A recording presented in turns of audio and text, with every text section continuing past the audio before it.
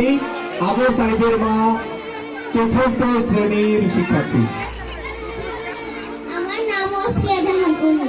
আমি আজকে আবু সাইদের মা সেজেছি। আমি একটি অভিনয় করব। সবাই আমারে পাগল বলে। না না, আমি পাগল না, আমি পাগল না, আমি হইলাম আবু সাইদের মা। তোমরা তাকে চিনো না? চাগরা জোয়ান, চোখ দুটো তার চকচকে লাল, বুকে তার আন্দোলনের নেশা। কোন আন্দোলনে গেছে বাসা আমার, কোন আন্দোলনে গেছে? আন্দোলনে যারা একে বলে গেছে, মাগো তোমার লাগে একটা কই সমহীন দেশ এনে দেব। সবাই তো এলো, কিন্তু আমার আবু সাইদ তো এলো না। তাই আমি যেখানে লাল সবুজের পতাকা দেখি, সেখানে আমি আমার আবু সাইদ দেখি।